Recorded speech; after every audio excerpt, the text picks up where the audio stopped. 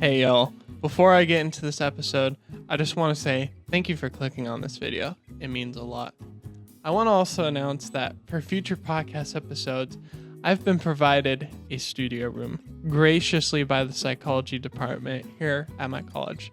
I'm excited to see an increase in video and audio quality. Now, for the episode itself, this is a good one. We talk about life, happiness, addiction, all these really personal topics, serious topics that everyone struggles and deals with. Not to mention, he also has a PhD in biochemistry.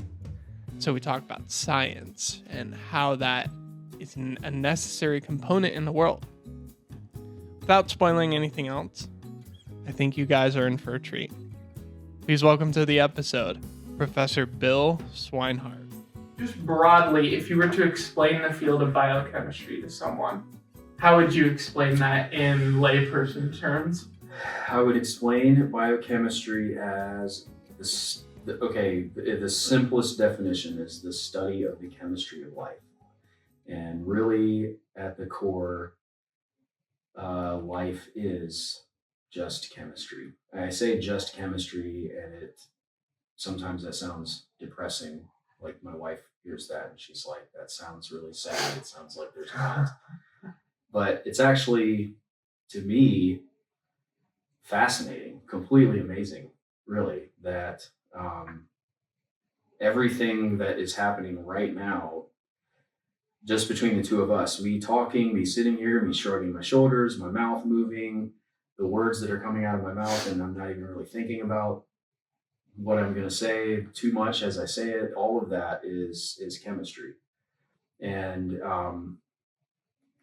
so I would say that's what biochemistry is. What's the most important thing to understand about it, I think, is just the biomolecules that are part of that and how they function, I think is right the most important part about it, I think, that at the base of it to understand.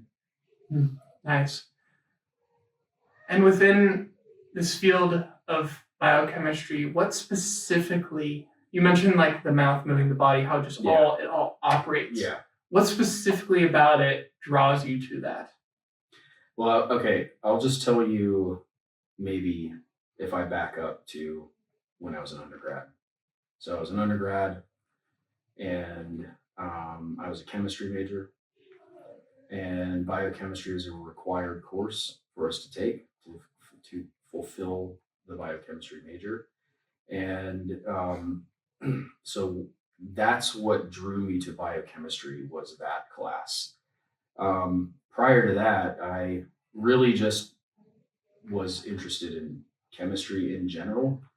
I thought that I would end up, I don't know what I thought really, if I would end up at a chemist, like working in industry or something like that.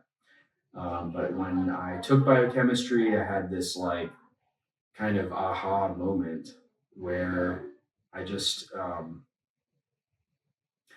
think I just got fascinated with how, there's just so many things. So, okay, first off, how proteins function. I found it just pretty fascinating how proteins are, first, how they're made, and then you take these combinations of 20 different amino acids and you can arrange them in all of these different sort of orders and different combinations, and you get a protein that can do some completely different chemistry. And so I thought that was just absolutely fascinating. And then if you kind of take that and go down a level, there's the DNA that really provides the code for all of that. And so that's what drew me to biochemistry, I think, early on when I was an undergrad. So got me really interested in biochemistry. And so, I decided to pursue a PhD in biochemistry after I finished. Sounds like you're a really curious person based off of that, and like wanting to know biology and chemistry and all that stuff. That's very interesting. So since you teach Yeah. and you were an undergrad yourself, PhD, all that route, all that. So you've been a student and you've interacted with students daily.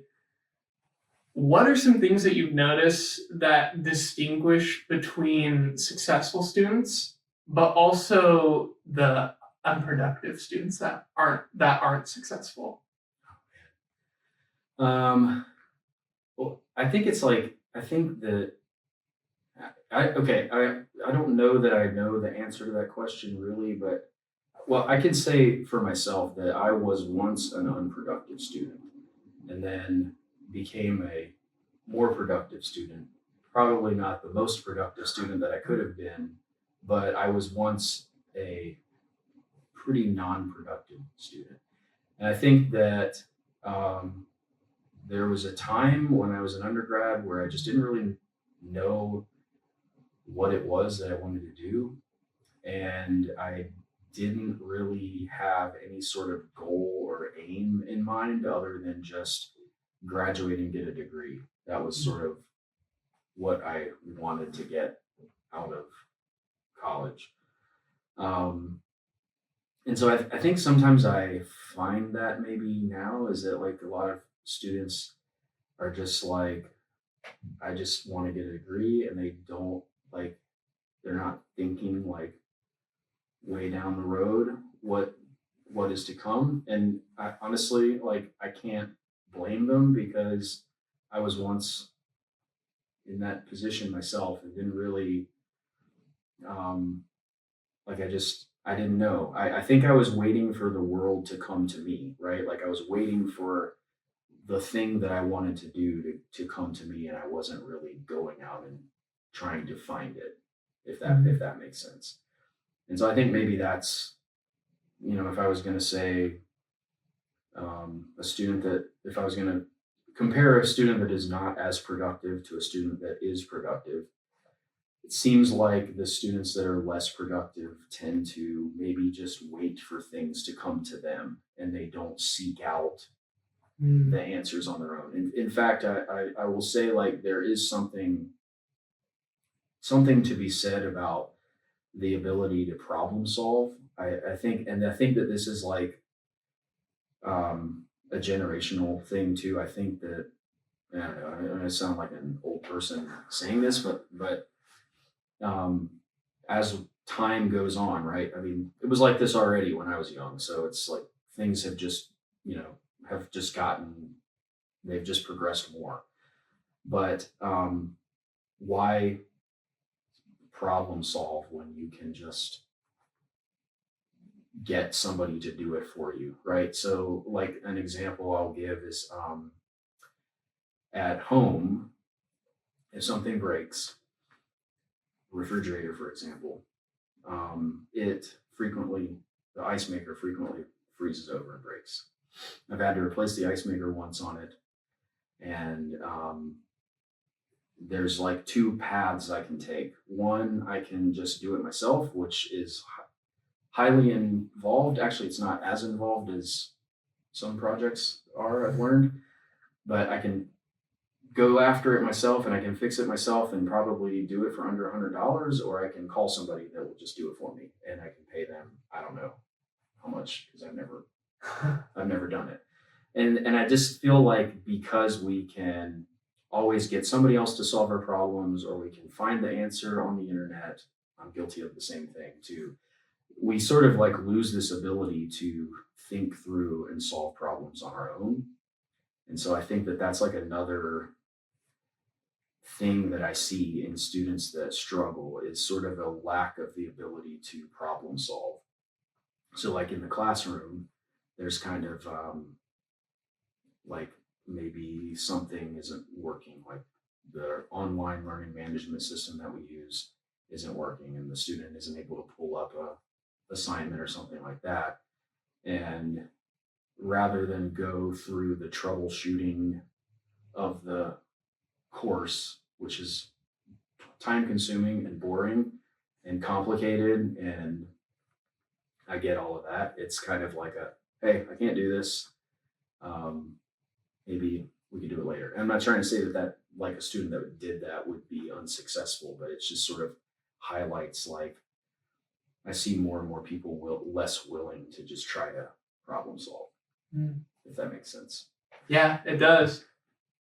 How do you advise people to learn how to problem solve from your own experience? Okay, I mean, that's a good question because I was once the same way, right? Like I was, and that in some respects still am. I mean, if I can take the easy way out, I probably will. So yeah, I don't know. It's like you have to be willing to. I mean, a lot of it is just having the patience to dig through whatever it is that you're trying to do. So if it's like, for example, I talked about my refrigerator. I'll talk about my dryer. So my dryer breaks all the time, and it's broken like twice now. And I could go buy a new dryer for I don't know $1,000 or $800 or something. I don't know what they cost. Or I could call somebody to come fix it. I don't know how much that would cost. Hundreds, maybe a couple. I don't know what a service call on a dryer is. Or I could go through and try to just figure out how to fix it on my own, which is what I've done now twice and done it successfully. But the thing is it just took a lot of patience and a lot of like internet searches, watching YouTube videos, and you watch the YouTube video for the Samsung dryer, but it's not the same Samsung dryer that you have. It's kind of like it, but it's not exactly the same.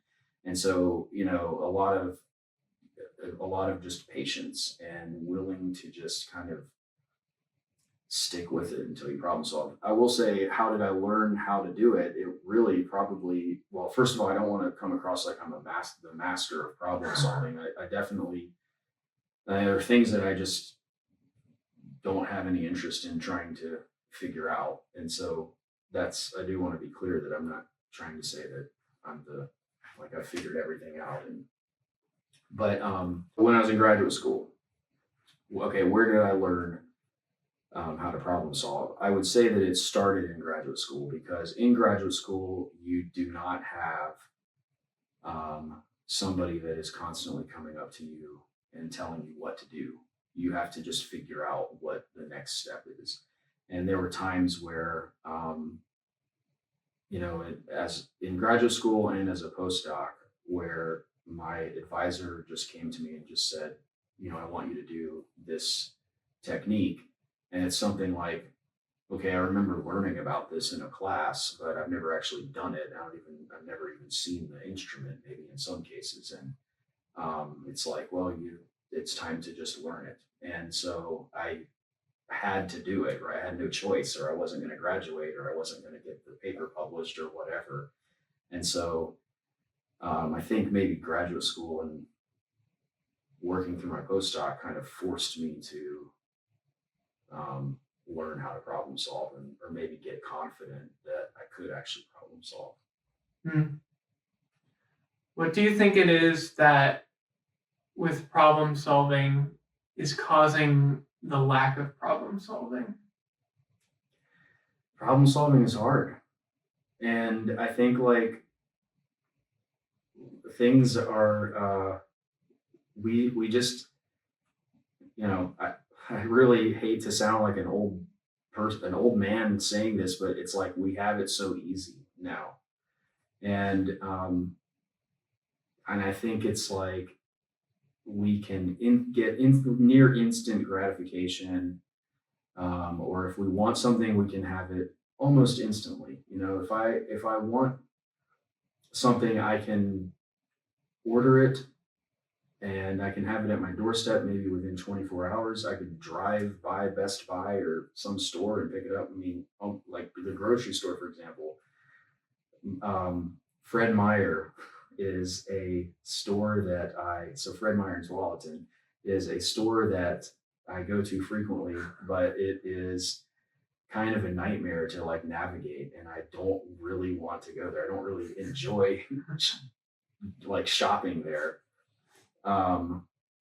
But that's where we usually go, and it's just so much easier to just make the order online and just have them bring it out to your car.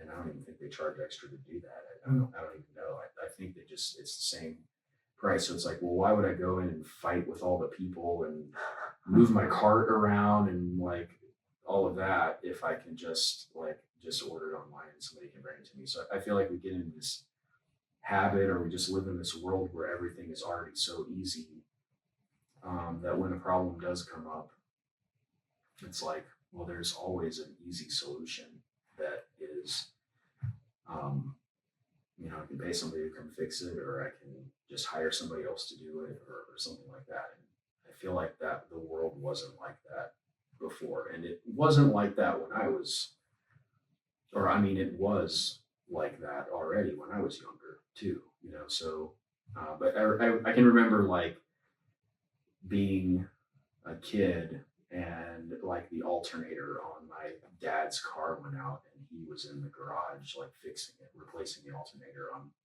on his car. And today, if the alternator went out on my car, I feel pretty confident I could figure out how to do it, but I don't have the time to.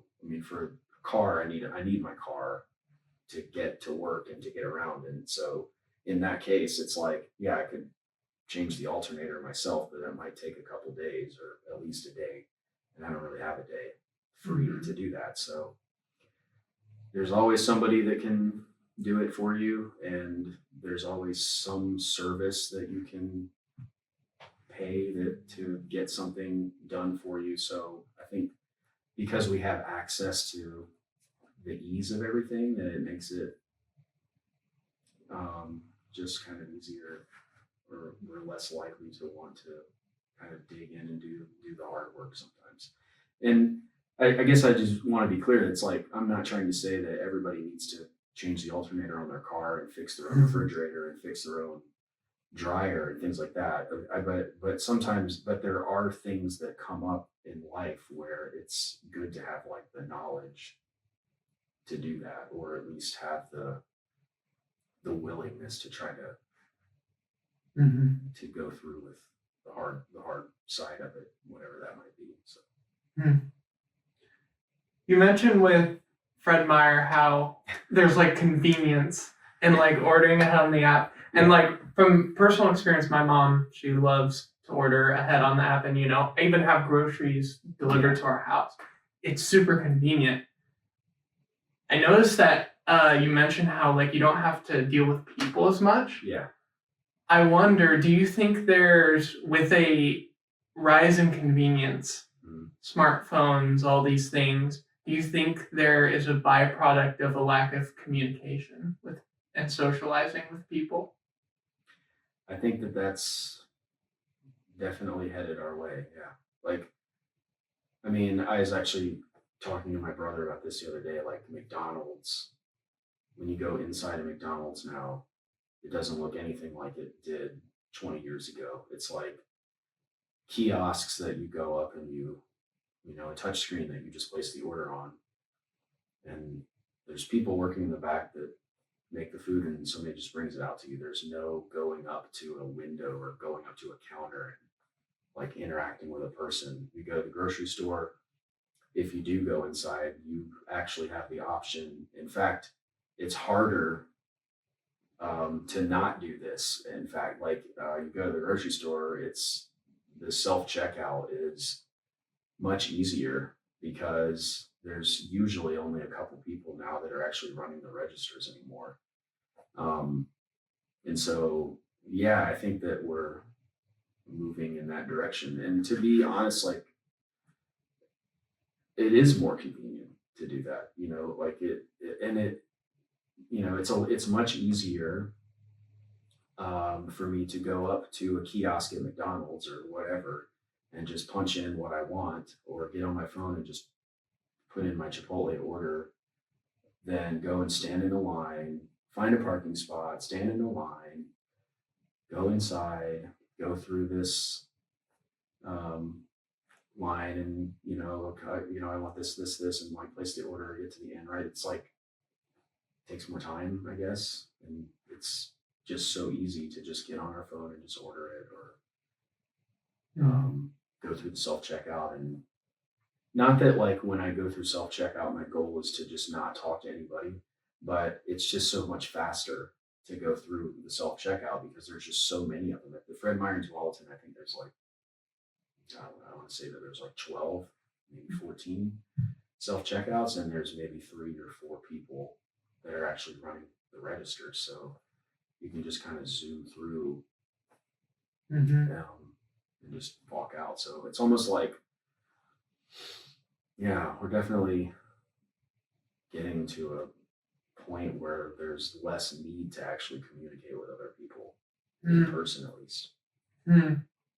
That's really interesting, because it's almost like, as like, even with like social media, as like these things just like are created of ways of socializing with people, it's so ironic that it's in the opposite, where it's made us even less like feel social amongst people. Yeah. And it's so ironic that that happens. Yeah. So like social media, I remember when I first got a Facebook account, it was like 2007 or 2006 maybe. And I thought it was amazing. I thought it was the coolest thing ever. I could like talk to my friends that had gone off to college and come back from college, and like link up with people from high school that I hadn't talked to in 10 years or something like that. And so at first it was so cool because you could communicate with so many people, and it was fun to get on and see what people were up to, and people would post fun things and things like that. And now if I get on social media today, it's very little of my friends actually really do anything on there anymore, and it's more, I don't know, just like I don't really even know what to call it. Influencers maybe that are just kind of making content, and this stuff just shows up on my feed, and it's all tied to some interest that I have. Which it's funny because to me that's actually like less engaging than if I was getting on and just seeing posts or pictures of like what my friends and people from my past were up to, and like you very rarely see anything like that anymore. Yeah, it's kind of sad almost. Yeah. Yeah. What are some ways that you think anyone could do, some like behaviors, socializing? What are some things that you think people could do to help increase that level of communication? And maybe, because personally I know some people that, because they're isolated and they feel like they can't reach out to anyone, there's a lack of communication, they almost get like depressed and everything. And so what are some ways you think that people could increase their communication with other people out there? Yeah. So it's probably I might be the wrong person to answer that question because I'm like well into my 40s now, and I found that the older that I get, like the harder it is to meet people and make friends. Like it almost like depends on what your age is, because today, like when my kids were young in elementary school, it was really easy to meet people. Your friends basically come from your kids' friends. Your kids make friends at school, and you meet people. And actually, most of the people that I do know now here I know them because I met them through my kids' friends. Most people that I meet at church, I don't really like hang out with them much, and people that I like, colleagues that I have at work, I live too far away, and so it's just not feasible to really meet up that much. So anyway, it's almost like an age thing. Like I think if you're younger, I don't really I feel bad. I don't know. Seems like sports is always a good place to go, like or just find like something that um, interests you. I feel like there just needs to be more like clubs and activities and things like that that can get people together. Yeah, I don't know. Like my youngest son plays soccer, and so he has this like core group of friends that are his team, and then he has this like sort of core group of friends from school, and so he's out all the time, meeting like hanging out with them and socializing with them, and then for us, it's like our friends are just like, okay, well, whoever is like the people that are the parents of the kids that are on his soccer team, Mm-hmm. or the parents of the kids that he hangs out with, and things like that. So to increase communication, yeah. And I think another thing too, though, is honestly, I do feel like there's something lost in how we just communicate with each other today. Like it just seems like um, I feel like I just remember there being a lot more small talk, even if it was just 10 years ago. Just kind of like running into somebody at the grocery store that you don't even know, and just kind of a short exchange of dialogue about something. I don't know. It seems like that used to be more frequent, and now it seems like people just don't really talk to each other. And I mean, I'm guilty of this myself. Like I sometimes I'm coming down the aisle and just like avoid eye contact with the person that's on the other side. I'm just like I have a mission to get some cereal or something like that. And it's not to say that like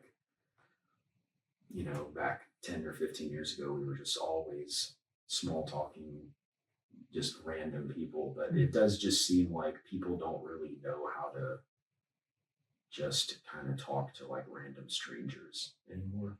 So it sort of feels like that sometimes. Maybe that's just me. I don't know. It's like I don't know if that's everybody else's experience, but or maybe there's just something about me that's like off-putting that people don't want to engage in a random conversation with me. But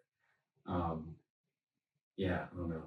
Well, I've definitely noticed that where it's almost like you're weird if you talk to someone in public. Yeah. And I wonder, do you think it's technology that's made that like the way it is, or do you think it's just like different societal norms? Like what do you think it is? I don't know that I have the answer to that question. I want to say technology, of course. I want to say that that's probably why, but I don't know for sure. I don't know. And again, like I don't want to just like blame a generation either. I don't want to say like, well, it's Gen Z's fault that we're like this now. I don't know that that's really the case either. Um, I just know for myself, like I can just speak for myself personally that when I go out, it just feels like I have so much to do and so little time, and I don't have time to really chat with people the way that I used to. And um, not that again, like not that I'm just like in the cereal aisle and I just start up a random conversation with a stranger about golden grams or something, but just like those kind of like little conversations that you used to have when you're at the grocery store, you're checking out, not in the self checkout, and there's like the person running the register. I just can recall like having a conversation with that person. Like sometimes they would ask me, "What are you up to this weekend?" or something like that. And now I think that if I was in the checkout line at the grocery store, I would just be probably like overwhelmed with just all of the things that I need to do, and that individual is probably overwhelmed with all the person that he or she has to do, and so like yes, I want to go towards technology and blame technology, but I just feel like we're just so much busier today than we used to be, and that could just be me because of where I am in my life with kids and a job, and like my wife works full time as well, and so it could just be that. I don't know that it's necessarily. I don't want to say that something has necessarily changed with society today that has made it seem like that, but so it could just be me, right? It just might be my own experience. Mm-hmm. Yeah, and that's a very good thing to recognize too. Where it's just like I feel like yeah, just recognizing that it's like your situation like influences some like whatever you think or whatever the current situation. That's a big topic I've been learning in psychology in school. So I will tell you this. So my daughter knows a person that works at Dutch Bros, and this person told her that they have to ask when somebody comes through. They have to ask a question or something. They have to engage the customer in conversation in some way. And I've noticed that every time I go to Dutch Bros, that's how it is. They're always would like ask me something. What are you up to today? Or what do you have going on this weekend? Or just something. Sure, the weather sure is nice, right? There's always some thing. And I honestly, there are times, and I'm sorry if there's like a Dutch Bros person that's listening to this that is about to hear this, but there are times where I think to myself, I don't want to go to Dutch Bros right now because I don't have the bandwidth to like engage in a conversation right now with this person, and I feel so bad saying that, but sometimes I just I just want to like kind of just keep going. I have so many things like going on, and I feel really bad saying that because I feel like the person that works there, like that's their job, that's part of their job, to do that, and it's probably a good thing, right? Like it's probably good to ask people what they're up to and try to engage in conversation, and I'm kind of like a curmudgeon, just like I'm not going to Dutch Bros today because I just I don't know, I've gotten a little like, I don't know, as I've gotten older too, and I've sort of gotten more like, I seem like introverted almost. I feel like just kind of not really wanting to talk to people as much, as I used to. I'm kind of, and I don't know why. I don't have an answer for why that is, but that's really interesting to think about. Huh. I kind of want to circle back to teaching. Yeah. That was an awesome conversation we just had about communication. It's awesome. Maybe depressing. Sorry. No worries, but at least now we like bringing awareness to it and all that stuff, which is awesome. So teaching, as from my own experience, being here just at college, but also being a person who wants to become a future professor. How did you get into academia, and like how did you what were like maybe some steps you took? Was it like connections you made? Like what are some of the things that got you to become a professor? So I'll go back to when I was an undergrad. So when I was an undergrad, I went to a small university, Georgia Southwestern State University, which is in Americus, Georgia. It's a small college, probably about the size of George Fox. But we also didn't have as much research going on there as we do here. But anyway, I started working with one of the professors in his lab, and so there were like kind of a couple things that happened there. So this is like before my biochemistry course, but I was working in his lab, and I actually did a research experience for undergraduates called REU, Research Experience for Undergraduates. And that was sort of a pivotal moment for me because I realized that I wanted to go to graduate school there. So there was kind of like two things happening. I realized I wanted to go to graduate school, and I was working with one of my instructors, and I just kind of, as I was working with him, I just thought like this job seems kind of cool.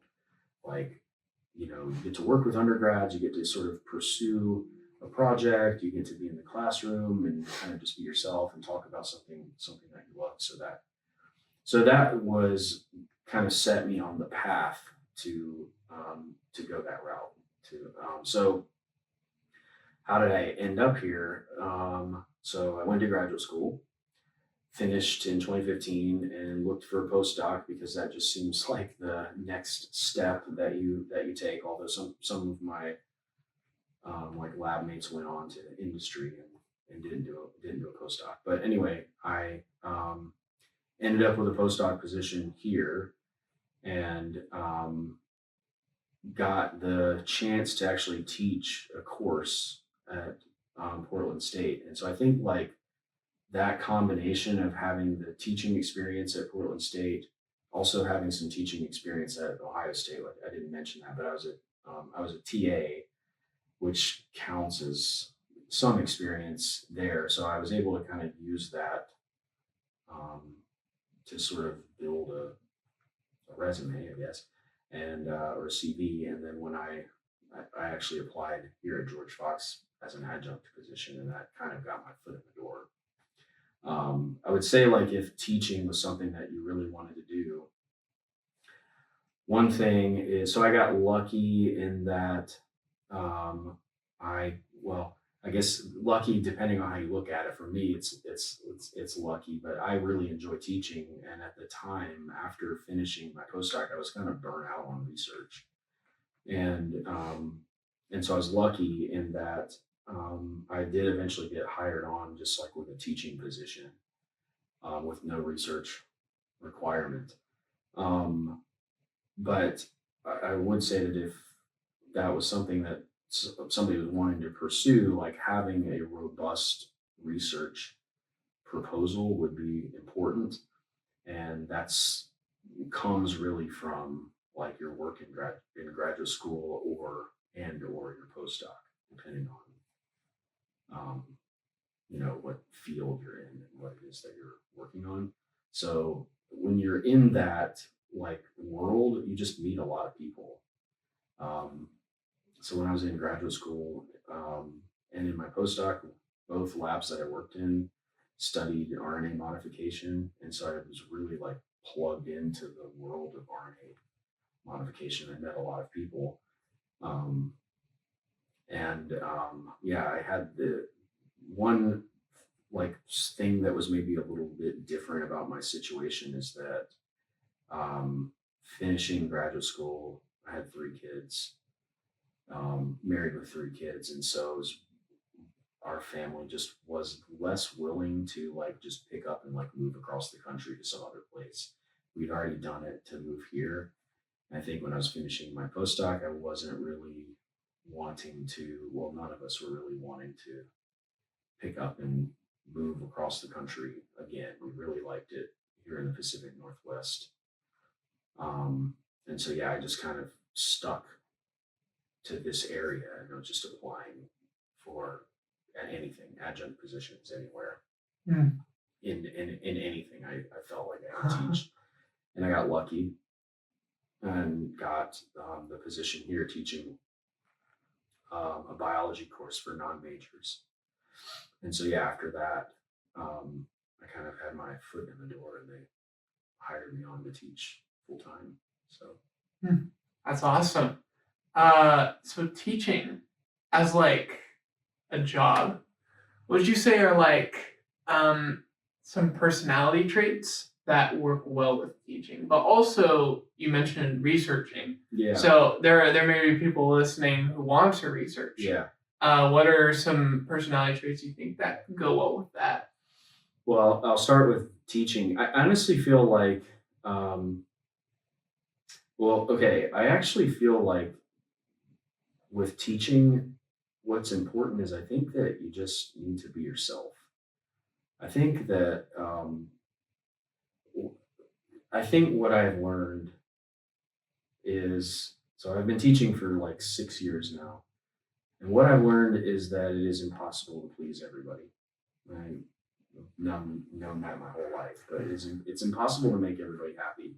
And so in the classroom, there's going to be students that really like my teaching style, and there definitely are students that don't like my teaching style.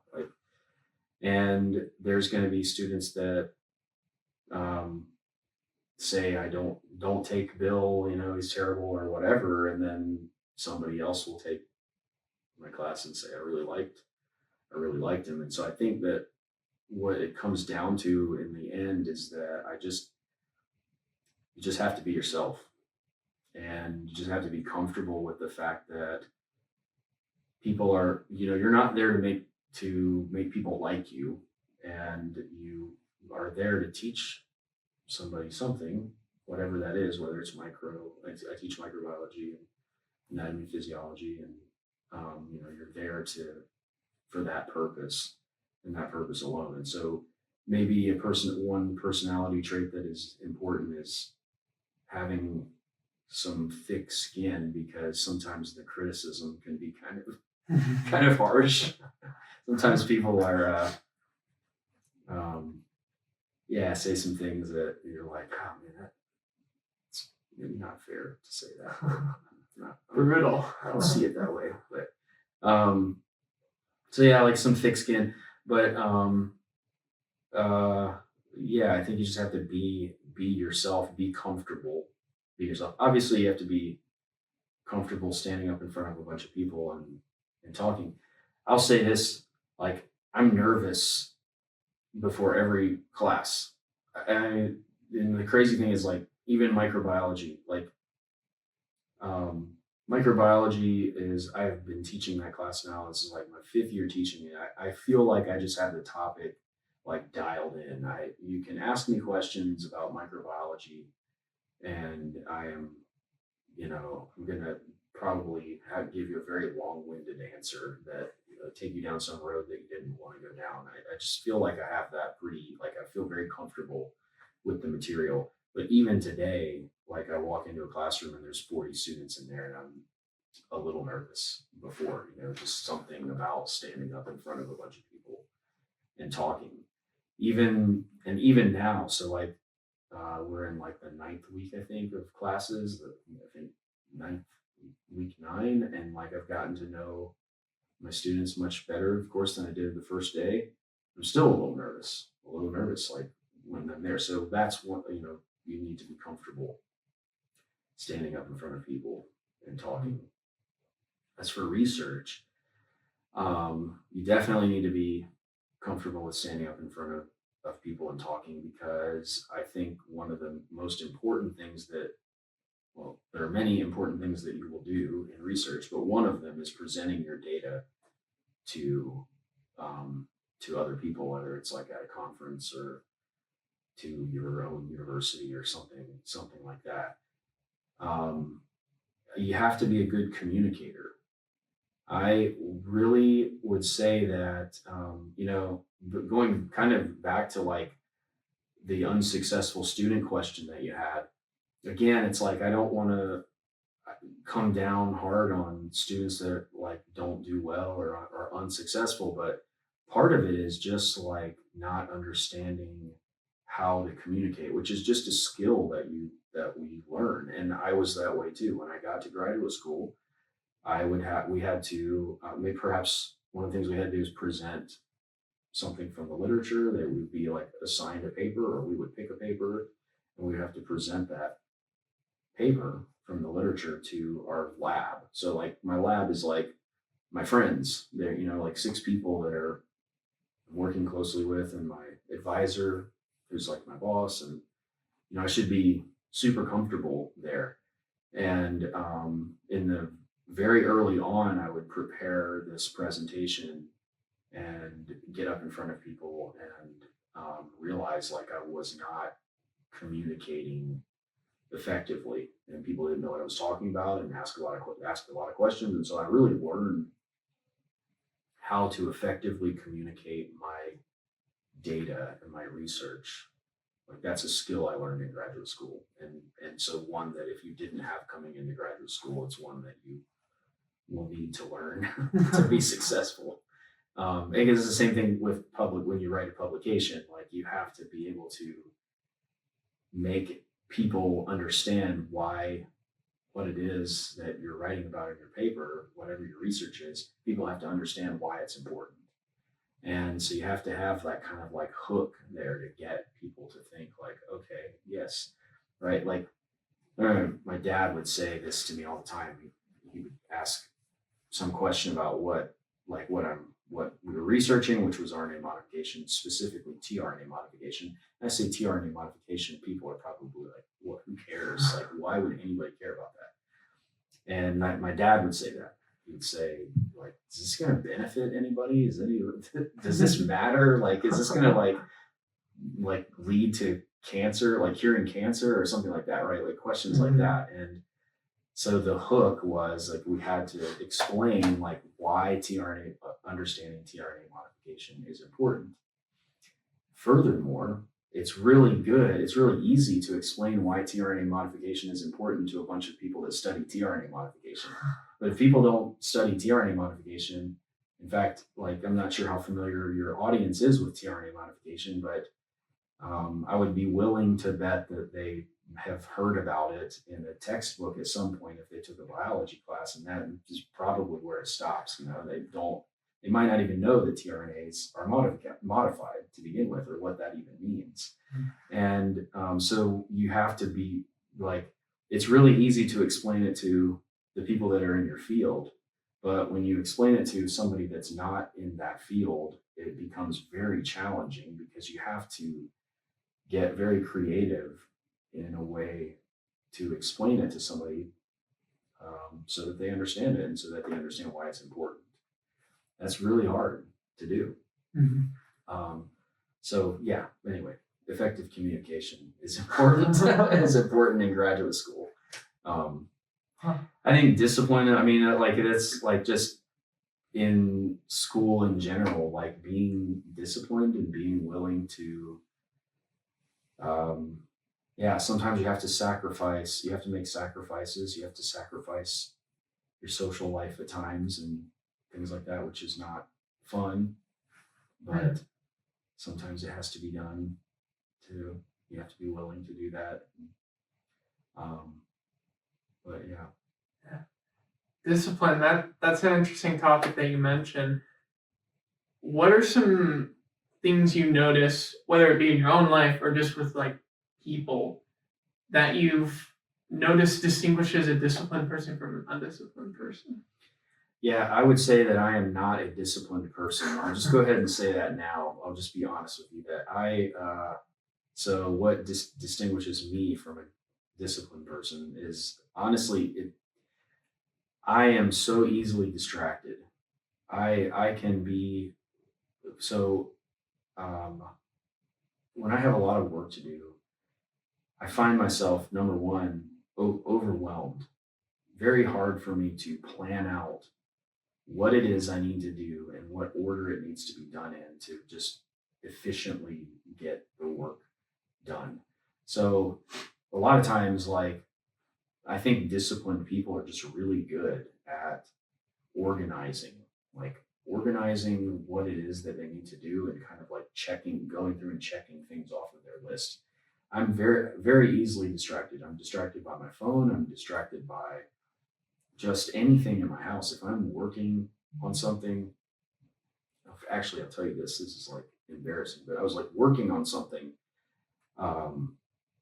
like I was working on a lecture actually. I was like working on a lecture and I kind of like just sort of wanted to just do something else. And, but I was kind of like sticking with it. And then my wife said something like, "Can you go get the garden, like the shears from the garden or from the shed?" And I was like, "Sure." So I got up and I went into the backyard and I got those. And then as I was walking, I was like, I got to rake up this pile of stuff right here. And so I gave her the garden shears and I went and got the rake and I just like raked all of this stuff up. We have this fig tree that we cut a bunch of limbs off, and I was like, I've got to get this into some manageable thing so I can throw this into our yard waste. So then I got the big clippers and I'm like clipping it down into, completely got sidetracked from what I was originally doing. So I don't know if that's like some adult onset ADHD that I have going on there, but like I think disciplined means that you have to be able to organize. You have to be able to just like effectively like move through the things that are on your list without getting distracted. And we just live in a world of distractions now. It's so easy to get distracted from anything. The phone is probably the worst. But on my computer, I could be working on something and an email comes in and it's a push notification, and an email pops out, and I think I have to respond to this immediately. And I don't, but I do. And I click on it and start responding to the email, and I've already lost track of what I was originally doing. Whatever that was. So yeah, for me, I have to put my phone away, don't access my phone, turn off my notifications on my computer, remember to turn them off. I often forget. Sometimes I'll put on some music that has no lyrics. If it has lyrics, then I find myself singing along or paying attention to that, and I'm not really paying attention to if I need to be reading something or something like that, or typing something out. So sometimes I'll put on my noise canceling headphones and just listen to some music that doesn't have lyrics, and that can kind of help me lock in on whatever it is that I'm trying to do. So yeah, I don't know. Hopefully that answered your question, but I feel like I got a little sidetracked. No, I'd say that was a good answer, and I'd say that answered it very well. I do have a question. Yeah. I'm curious. Would you say that you are a happy person? And what would you say happiness means to you? Oh man, am I a happy person? So yeah, I'm a happy person. I mean, I am probably one of the luckiest. I really think about I couldn't have gotten a better hand really at life, right? I am so lucky, so blessed to have first of all, my wife is just so supportive in all of my shenanigans and all the things I want to do. She supports me in all of it. Whatever weird, wild idea I get, she's always there to back me up. I have 3 just amazing kids. I'm so proud of all 3 of them. So, I mean, that's great. I am lucky to just have a great family all around. I have a small family. I have one brother. Well, I have 3 brothers total. One is a biological brother, one is a half brother, and I have a step brother. And but relatively speaking, it's a small family. I don't have many cousins.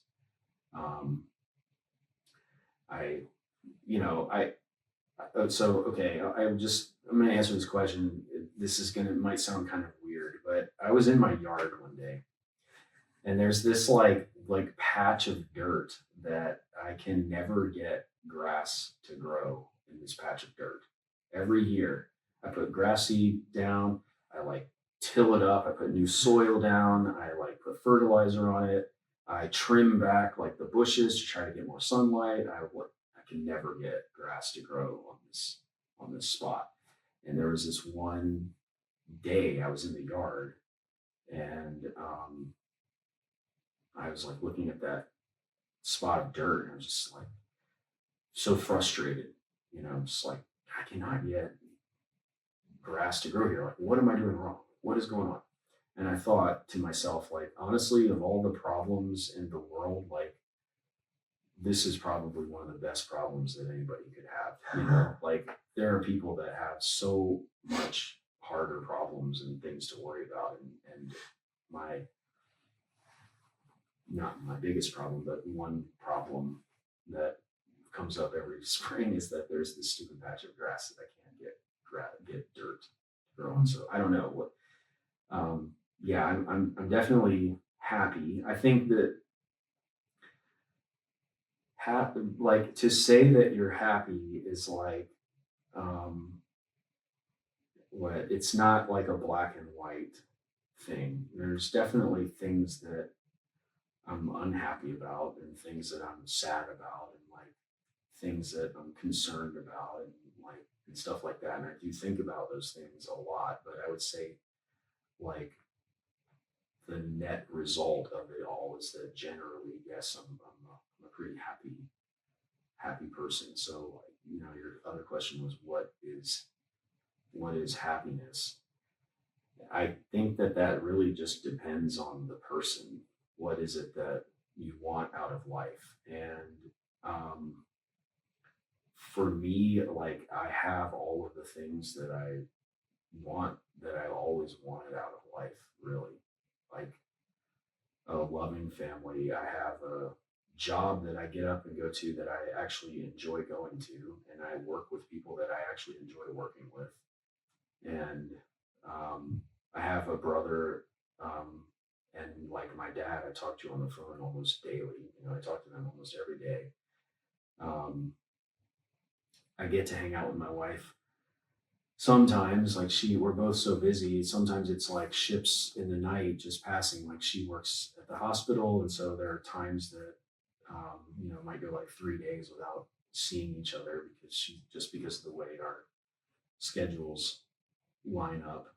But overall, I'd say that anything that I ever really wanted out of life, like I pretty much got, you know. But people just want different things in life, and so some people, you know, I like, yeah, some people probably will look at my life and say that's not the life I would want to live, right? Everybody has a different, like everybody likes different things, and so it's kind of hard to answer what happiness is. I think maybe happiness is just like getting to a point where you have the things that you need and the things that you wanted, and you're like satisfied with that. I think it's important not to get like complacent though, you know, like I think maybe that's the other side of it. Like when you ask, are you happy? I am, but I also worry, you know, like worry about just health, and you worry about your kids all the time, you know, every day, worry about your kids. That never goes away, or it hasn't yet, at least. And so yeah, there's things that kind of maybe distract you from happiness at times, but Yeah. It sounds like, in a way, from what I'm getting from this conversation, is like happiness has like an intersection with like meaning almost, where it's like, it sounds like, at least in your situation, you can correct me if I'm wrong, but that like your wife, your kids, your job, they bring you a lot of meaning. And that sounds awesome. And so, what are some ways in which you found that meaning? And like, I know at least some people in my life, they have been in like meaningless situations where it's like they can't find something that gives them happiness or meaning in their life. Yeah. And so, what are some things that you've seen in people or yourself you've experienced that have brought meaning? Well, I can answer this question. Okay, I'll tell you this story. When I graduated from high school, I went to college for 1 year, and I just thought, this is not for me. I don't know what I'm just gonna waste money. And so I stopped going to college, and I just worked. And I worked at a pizza place for a very long time, very long time. And it was fun at first because I had virtually no responsibility, right? I just worked at this pizza place, and I just remember like one of the things that I look back on that time that I enjoyed was the ability to just do whatever I wanted to do as long as I could afford to do it, just whenever I wanted to do it. There was nothing holding me back. It's like, you want to go, I lived 3 hours away from Atlanta, and it was, do you want to go right now and go to a concert in Atlanta? sure, let's go. Like nothing stopping me. No obligation, nobody to answer to. Let's go. And so like there were a lot of like things like that I did, like a lot of concerts that I went to, and like a lot of camping trips. Just hey, there's a state park in Georgia that I used to really like to go to called Vogel State Park, in the Appalachians. And a couple friends of mine, like they would call and just say, you want to just go up to Vogel for the weekend? Like I reserved a spot. Like, yeah, let's go. We would just go and just hike a little part of the Appalachian Trail or something like that. It was just like this total freedom just to do whatever. Well, that was cool, but time went on, and as time went on, I got older and older, and I got in like to my mid-20s. I still wasn't, still doing all of that stuff, but I wasn't pursuing any sort of goal in life. It was just, there was no goal. The goal was just wake up and just do whatever I want to do. And so I would say that I started to get unhappy, like at that during that time, and I really was just like, I need to do something with my life because I need to feel like there's like a purpose for me to be here, because there really wasn't. I mean, I had nothing to show for anything, right? Like nothing, other than just like my own personal experiences of traveling around and just kind of doing whatever I wanted. And so like I would say like I got to a point where I was pretty unhappy and depressed. And so I started going to college with the intent of like, I don't know what I want to do, but I just know that I like science. That was pretty much what I wanted to do. And I was like well beyond the age of like getting any scholarships or anything like that. It was like early 2000s. And so I got the Pell Grant. And so I went to a community college, and I would just basically pay for like one or two colleges or one or two classes at a time. And it was like, just kind of doing that was like enough to, you get to the end of it, and you took trigonometry and got an A. Like, hey, I was, okay. I was always a terrible like writer, and I was terrible at any sort of like English literature class or anything like that. And so my thing was like, I'm just going to take these like core gen eds that can transfer to a four-year university. And then I'll like, hopefully by then I'll figure out what it is that I want to do. And, but anyways, like just each little class that you took or that I took, was a sense of accomplishment. So yeah, I think I've gotten away from what your original question was, but like, what is it that makes people unhappy is I think that just not really not having like a meaning or like a goal or something is something that can really kind of lead you down a sad road.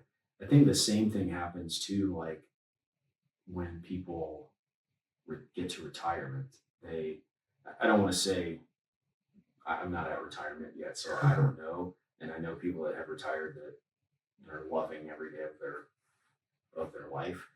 But I feel like sometimes you get to this point and it's like, your work becomes a part of you, that's like what you do. It's like, and it becomes like a part of your identity. And when you don't work anymore, you sort of like, it's like you have to re-find yourself in a way. Maybe, I don't know. I'm not there yet, but it just seems like people, sometimes people get like kind of depressed maybe as they get older, once they have retired. And so yeah, I don't know if it's maybe like a retrospective, like a look on your life and like asking like what you've done. I don't know what it is, but like I said, I'm not there yet, so I shouldn't be speaking for people that have retired, and I don't know anything about that yet. But well, I mean, I'd say you got a pretty good idea of like it, because at least personally, I've seen a lot of people who are retired and they're like really like bitter or resentful, and yeah, I think largely it could have to do with like oh, I didn't do this in my childhood, or oh, like I don't know what I'm doing, I've done what I wanted to. So it's like, yeah, it's hard to like go through life and like I mean, I ask this myself, this question, like, do I have regrets, right? And I mean, I just want to say no. Like, I don't want to admit that I have regrets, but sometimes I think about it and I think, it would be nice to be in the position that I'm in now and not be the age that I am. Like maybe if I was the normal age of an assistant professor, like somebody that was in their like, I don't know, late 30s or mid 30s or something like that, rather than like past 40. But I mean, I don't know. You just kind of like look at the whole picture, like what's the big picture of life, and like take a step back and just look at everything. And I think like most, no, I shouldn't say that. I don't know what most people go through, but like for myself, it's like that time after high school. Do I regret that? No, I don't. I don't regret it. I mean, it was a necessary step in getting me to where I am now. It had to happen that way, and I needed that. And I said earlier we were talking about discipline and things like that, and I said that I was not disciplined. I was definitely not disciplined during that time. I had no motivation to really do anything college related or anything. I just didn't have any interest in it. And that was just like the necessary path that I had to go down to get me back in college and on the path. And it's not even to say that everybody needs to go to college either. I mean, I don't want to say that it was just for me. I just felt like I want to pursue the sciences. I knew that. I wanted to be a scientist. I always wanted to be a scientist even when I was younger. So I knew that I wanted that out of life, and the only way to get that was college. But yeah. How do you think people find motivation to do the next thing? How do people find the motivation to do the next thing? I guess I have to say I can only answer that for how I find the motivation to do the next thing. And for myself, it's usually I just try to picture what the end result is going to be, and I try to use that as my motivation to get there. That's one thing that motivates me. I think another thing that motivates me is like the fear of loss, like the fear of losing something. I think that can all, like the fear of failure or something like that. That's for me as a motivator. I'm I am really afraid of like failure. Like I don't like it when I make a mistake in the classroom. Really burns me. Like it is one of these things like I will I will go home and I will think about that for the entire 40-minute drive that I have going home. like torture myself about some mistake or something that I said I said wrong or something like that, because I just think, oh my gosh, I just like sent 40 people in the wrong direction, like just sent them down this wrong path. So it's like I have to course correct. Then I go home and like I have to course correct. So the motivation is there is like make sure that I am on top of whatever it is that I have to talk about, so that I don't have to experience that, because that's like one of the worst feelings, is like being stuck in your thoughts, like driving home, stuck in your thoughts, like replaying over and over, like, I can't believe I said that. Oh my gosh, it's not true. Yeah. All those thoughts can be so scary. Yeah. It's like we all do that too. I think we all have that experience and we don't realize it. But we don't realize that everybody else is experiencing that too. We're all kind of going through. There's always the thing that we said or that we did that we wish we wouldn't have done, or wish we wouldn't have said, or something like that. I think we all do that, and maybe once you realize, like, we all make mistakes and we all do that kind of thing, it's not that bad. And to be honest with you, I've pretty much forgotten. In the moment, it's like this like prison of your mind, like as you're driving home, thinking about something that you did or something that you said or something like that. And but like I couldn't even give you an example of one today of anything that like it's long gone. I've forgotten about it. But anyway, I think we all have those thoughts, and we all those things come up for all of us, and so that kind of helps me, feel a little bit better, just knowing like, well, I'm not the only person that this has ever happened to, right? And you just don't know what other people are going through. Yeah, that can definitely turn like a seemingly like big thing into something that's like smaller, where it's like other people have experienced it and more relatable with other people too. I want to go back to the topic of science, because I think that's very important to address. What do you think the most important thing/things are about science? And do you think it's necessary for society? Do I think science is necessary for society? Yes. Oh man, okay. I don't know how long you want this podcast to be, but we're already in it. So it might get really long here. So so first of all, is science important? I think that science is an absolute like necessity, and it is painful for me to think that it's hard for me to think that people don't think it's necessary or don't have interest in it.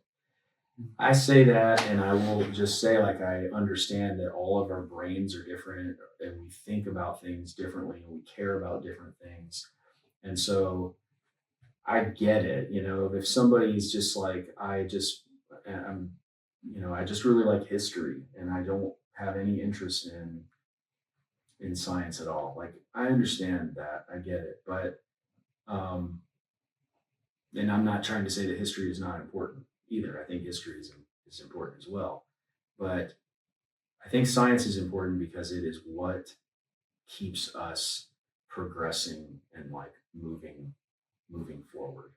And like, if you were to say, so your earlier question was like, what are the most important things of science? That answer is going to be it. I mean, I have a very biased answer there, but I think that I almost like don't even want to say it, but like AI is probably the biggest kind of like hot button topic right now. Just seems like everybody's talking about that, but what are the biggest things in science? I mean, for me personally, I think one of the biggest questions is just, oh man, I think the question of like, what is life and like, why does life exist? Like the science behind that, I think is just really a fascinating question. Where does it come from? Where does consciousness come from? Like, where does like our experience come from? I think that that's like a really interesting question, but is it the most important question?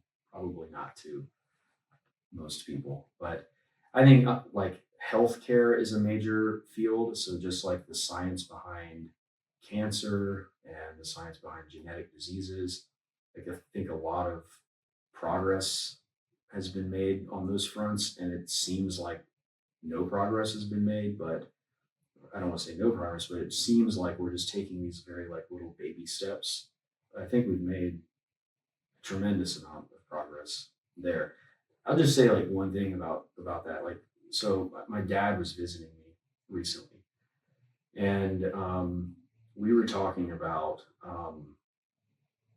his grandfather, so my great grandfather, and he was saying that when my great grandfather was like 56 or something, he went to like a I don't know, something in Texas, like a conference or something for work in Texas, and he had a heart attack and died in Texas when he was in his 50s. Whoa. And today, of course, that still happens. But, you know, if you go to the doctor with, first of all, we know so much more about the heart and we know how to prevent heart disease. We're like, I think we at least have the knowledge. Maybe we don't all follow the rules, but we know like diet and exercise is one huge way to improve your heart health and prevent heart disease. And we knew that like in the 90s or the 80s, right? Like just 30, 40 years after that happened.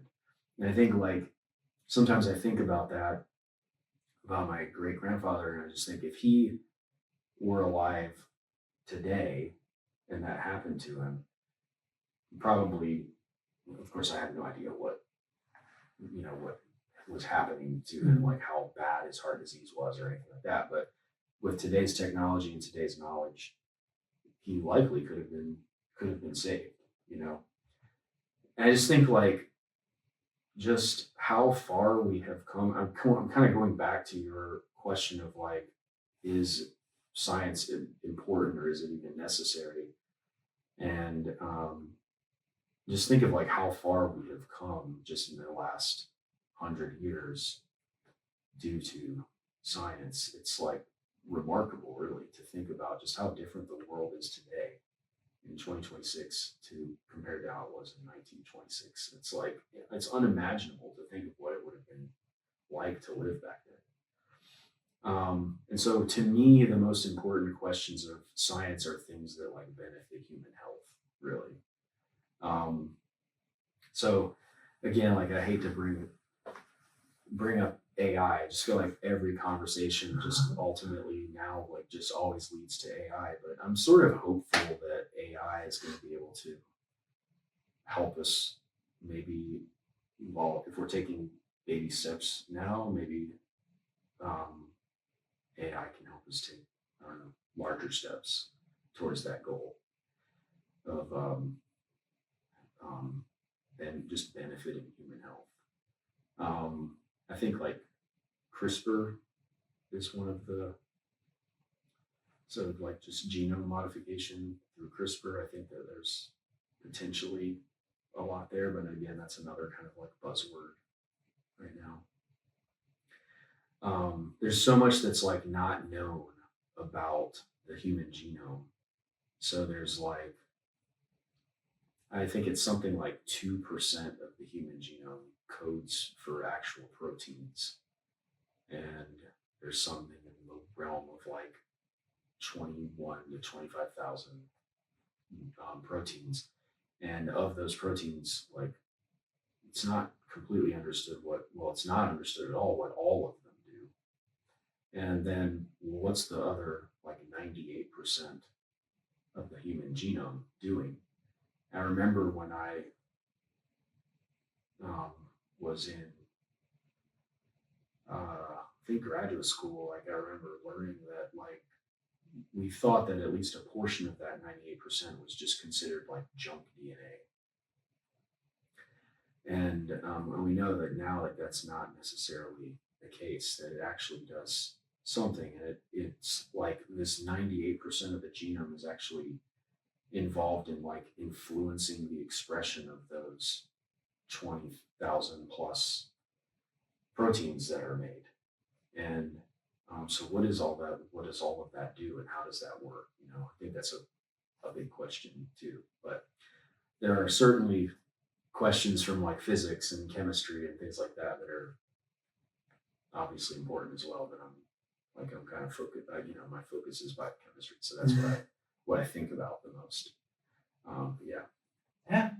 Yeah, that's super interesting to hear that like it's necessary. Like that makes so much sense compared to like even like 200 years ago. Like we have so many like vaccines now just to like prevent illnesses that like would have wiped a lot of people out because of that. Well, like my grandmother, she got an ear infection when she was young. So she was born in 1925. And I don't know when. I think she was like 6 or 7 years old when this happened, but she got an ear infection and she lost hearing in her right ear, I believe, her right ear. And like today, I don't want to say that that's unheard of, but that is something that I think is more rare, or much more rare occurrence because we have antibiotics, and back at her time there were no antibiotics. You know, that didn't come onto the scene until the 40s, and so just to think like that there, just like the discovery of penicillin, and now like sort of the subsequent discovery of like other antibiotics and like how they work and like what we know so much more about the mechanism of how they actually work and what they do. And you know, I mean, it's the scientific method that's like behind all, like making all of that work or figuring all of that out, really.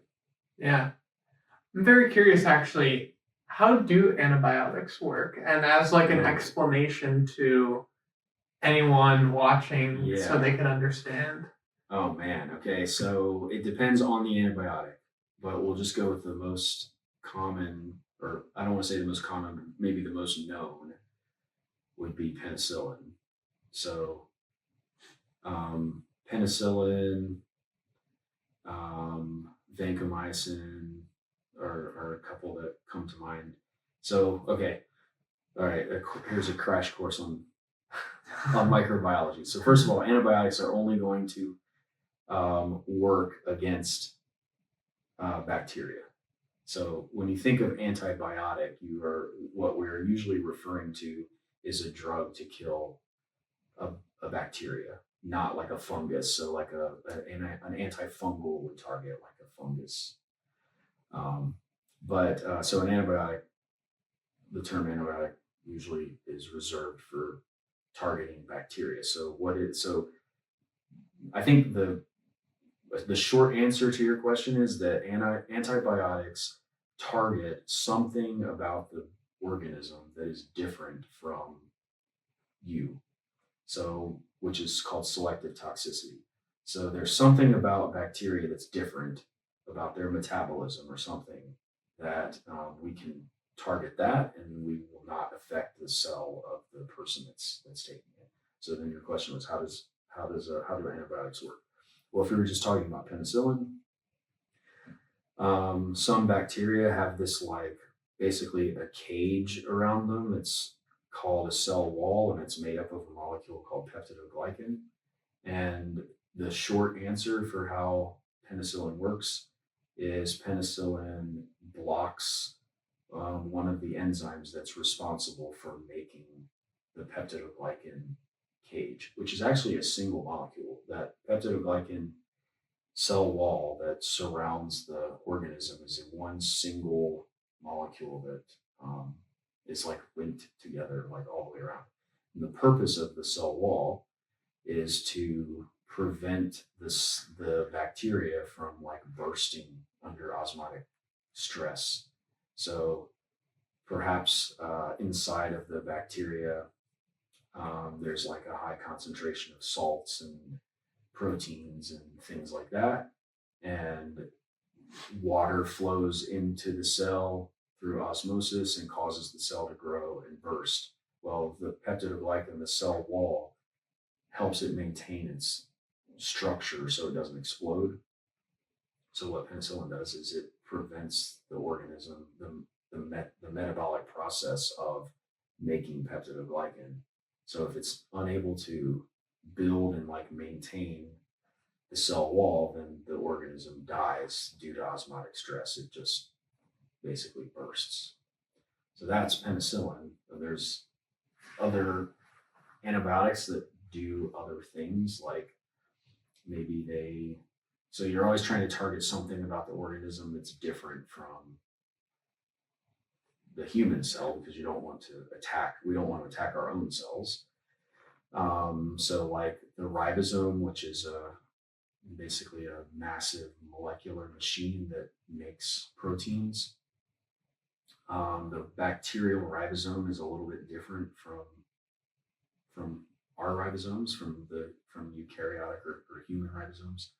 And so some drugs like just specifically target the bacterial ribosome, and they can like block it, or they can make a lot of mistakes. They kind of like the drug like binds to a place and it makes the ribosome kind of like slip and add in the wrong amino acid as it's like translating the messenger RNA. So there's like two examples.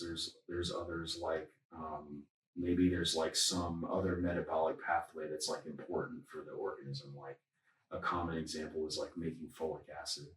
So bacteria need to make folic acid, and you can like target the pathway, the enzyme that makes, or one of the enzymes in the pathway that's responsible for making folic acid. And if you can shut down folic acid synthesis, then you can kill the microorganism.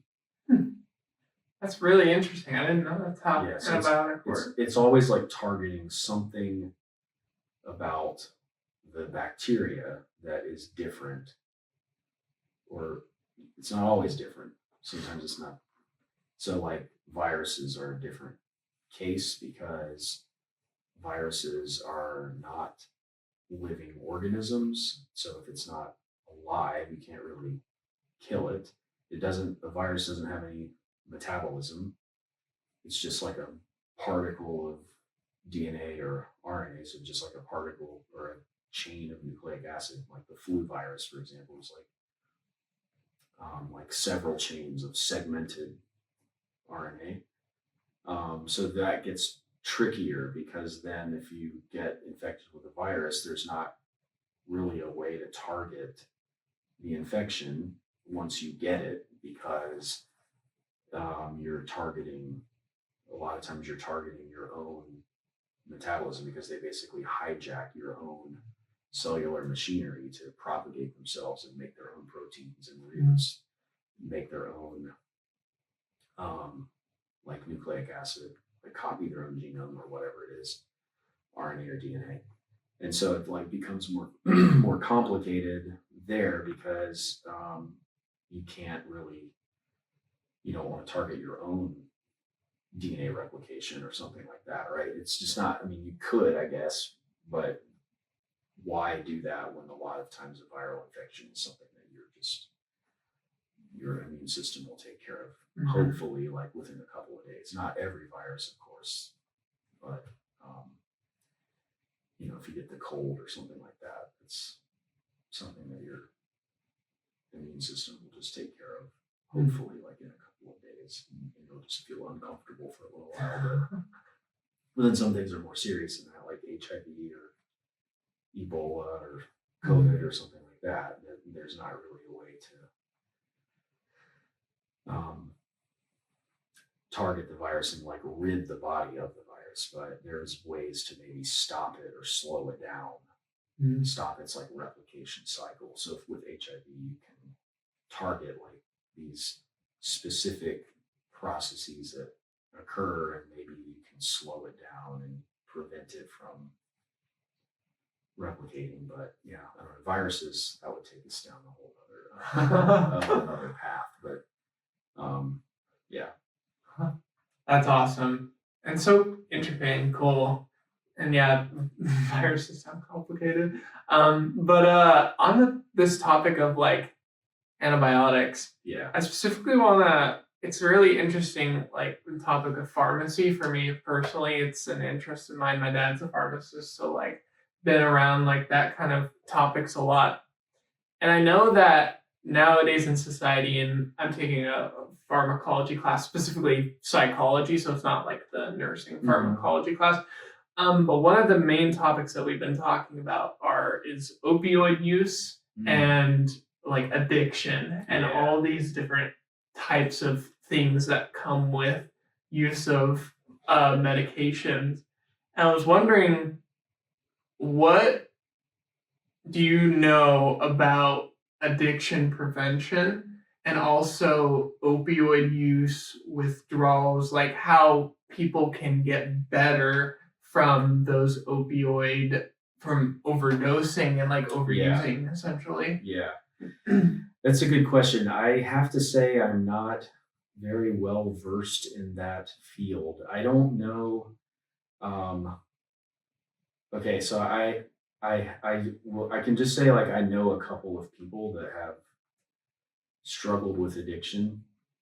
I don't know anybody that has struggled with opioid addiction. But anybody that I do know that has like struggled with any sort of drug addiction, it seems like it's just not an easy road. So like on smoking, let's take something easier, like something maybe not so, I don't know, sad, but like smoking cigarettes, nicotine addiction. All right, I don't admit this much. I was once a cigarette smoker in a very, very long time ago. And I can say that,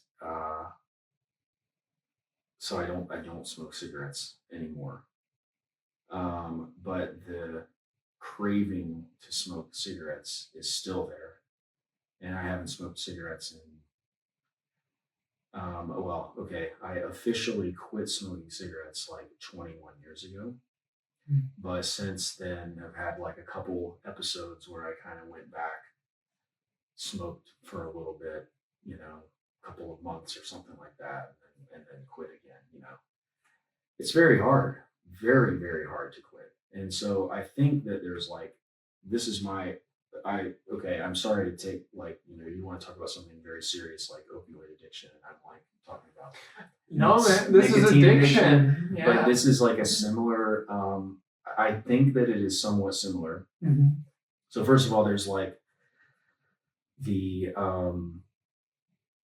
like from the cellular side of it, you have these receptors that are always being blocked or stimulated or something by the drug. And I think it depends on the drug, but I think in some cases more receptors are made. And so this is like requires like more of the drug to get the effect, is what I think is my understanding.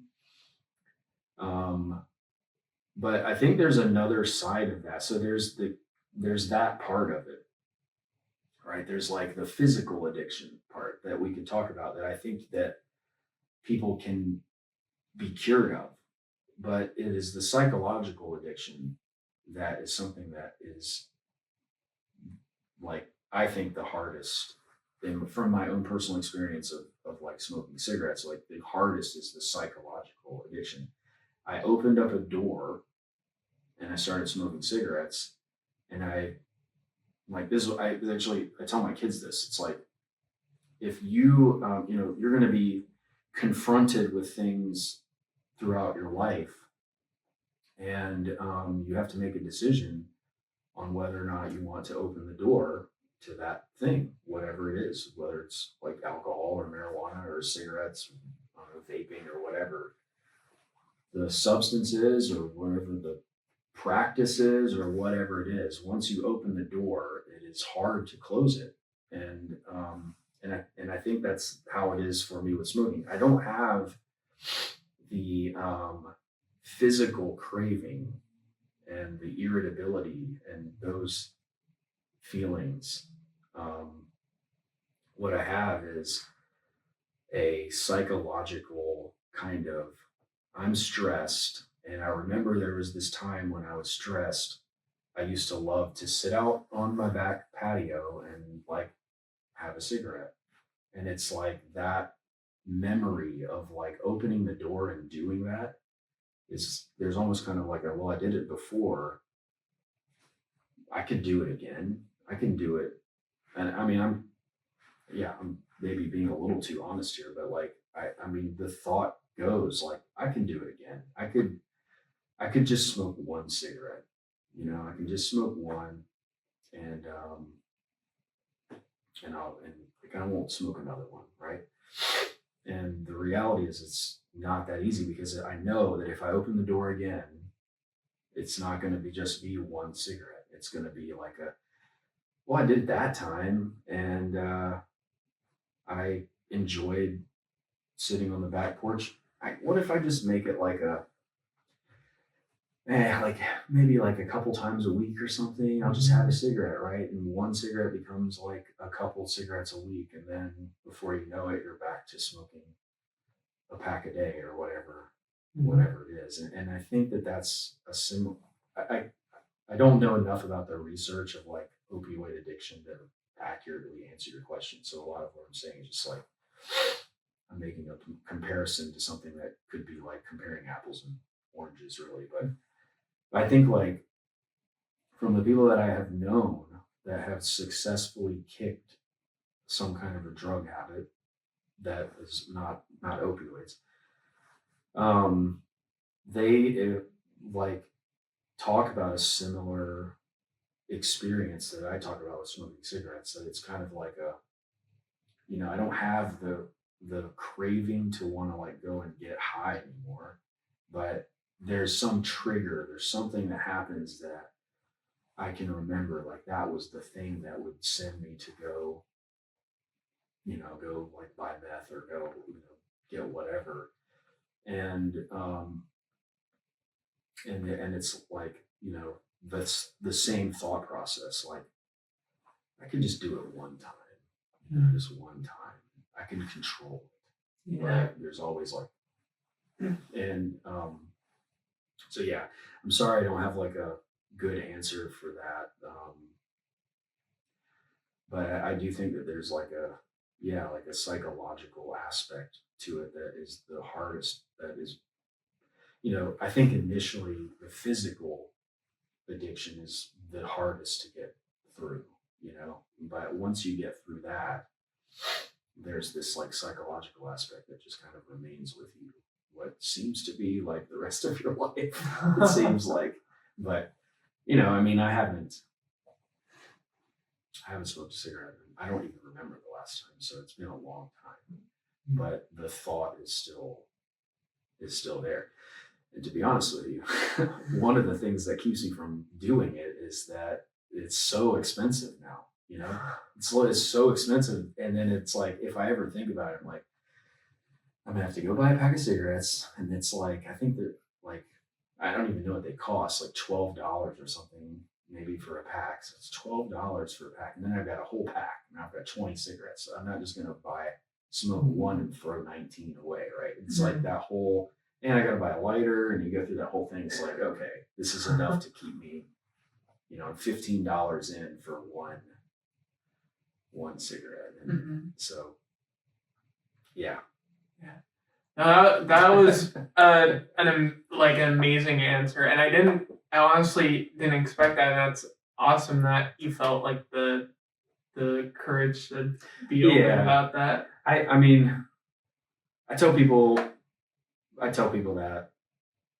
Well, I don't tell my students that normally, but like I tell people that because I don't know. I mean, I think like sometimes I just like when I do tell my students that, I think like I want them to realize that I am like just another human being, just like them, and I mean, you know, have my own struggles and things like that, and it's not like I think I don't know if I don't know what the right answer is either, right? Like I don't know if as a professor I need to put on this look like I've got everything together and I'm like a perfect professional all the time, or that for me I've never thought that that needed to be the case, and so I guess I've just always felt like yeah I'm pretty honest about whatever things the things I've gone through, and maybe something I say is beneficial to somebody. Like maybe, hopefully, I don't know. Yeah. And then maybe like the students then could also like resonate with that. Yeah. That like, oh my gosh, he's maybe like a lot like me, or like Yeah. I know someone that's like that, which is huge. And yeah, when you touched about on the addiction where it's like you just feel like the craving. Like Yeah. I know a lot of people who have like pornography addiction, and it's just like that constant cycle of just like, oh, like I could do this, I could look at this, like this would satisfy me so much. But then after you feel like crap, and then you're like, oh, why did I do that? You know, you built up like this fantasy in your mind of like, this is gonna be so awesome, everything. So I mean, I can remember. I do remember like when I started smoking again, and I just remember like I was thinking a couple things. I was thinking number one, I can control it. As a number one, I was thinking so I can control it this time. And the other thing I was thinking is like I need this. I need to be able to do this to feel better, which is not the case at all, really. I mean, it felt worse. Physically felt worse, you know, like yeah. I do remember, so I don't remember like the last time I smoked a cigarette, but I do remember like a time of smoking a cigarette. And just like kind of just like what you described. First I was like, okay, I am so glad that I quit doing this because it just tastes absolutely disgusting now. Like I don't know why I used to like it, but it just tastes horrible. And the smell is on your fingers, it's in your hair, it's like on your clothes, you smell it everywhere, and yeah, like you just kind of feel like crap like after you do it, you know. But yeah, I don't know. It's like I said, you open the door to something, it's hard to close it. Yeah. Whatever that thing is, whether it's drugs or porn or whatever, you know, pick whatever vice that you can think of, or you know, whatever. It's like not easy to just like once you open the door, you're like, oh, this is what it's like. Oh, this is not as big of a deal as everybody was saying it was. Like, what was everybody making such a big deal about this, you know? And yeah, hard to close the door. Definitely hard to close the door, man. So, kind of wrap this conversation up. This has been awesome. If you were to have one takeaway that if someone just paid attention to this final tidbit in the episode, what would that bit be from the conversation we had? Or it could also be something that you haven't said that you would want people to know. Yeah. I honestly, I think like if I was going to say anything, so maybe this isn't something that I really talked about, but like I think that it's important to just live your life and don't don't let things like prevent you from doing the things that, like, the goals that you want to accomplish and the things that you want to do. And I say that because, like, even in the classes that I teach, like, sometimes, like, students will be not, they'll be doing poorly in the class. And I can see it in their eyes or kind of like hear it in their voice when they come to talk to me, that they have this sense of like, I'm not cut out for this. I can't do this. And I don't know. It just, like, it's painful to see that. And because in my mind, I know that they can. Like, maybe you're just not ready. I don't know. Everybody has a different situation. So maybe the student just isn't ready to do it. Maybe they just have to figure out what it is that they need to do. But I really am kind of of the mindset that, like, I truly believe that if somebody wants to be a nuclear physicist, they can be a nuclear physicist. I think some of us will just have to work harder than others, but they can do it. And I say that, from my perspective, it's like, I love science, and like, science comes now like pretty easy to me. Like, if somebody explains something to me, it's not like it's some scientific phenomenon, some kind of way that a protein functions or something like that. It's not that difficult for me to pick it up and understand it. But if somebody tries to explain some sort of abstract thing about like art or something, I am, or like literature, I am in the total dark, in the total darkness. But I just think that everybody is capable of doing everything. Just some of us just have to work harder for like whatever that thing might be. So if there was something that I was going to say to somebody as a takeaway, it's just don't give up on your dream. Like, just keep pushing and keep going. And if you have to take a detour, don't be ashamed, and don't, if you fail, don't be ashamed. Try not to be ashamed, and pick up the pieces and try to do it differently. Try to, if you do the same thing, and it's probably not going to work out the second time if you just do the exact same thing that you did the first time that you didn't do well. It's probably not going to turn out well the second time if you just do the exact same thing. So you have to make some sort of a change. So yeah, I think that would be my thing. You just don't give up on your dreams. What a good way to end. Well, thank you so much for being on the podcast. Thanks for having me. Of course, this was an awesome experience. And yeah. So that was the first episode of Defining Reality.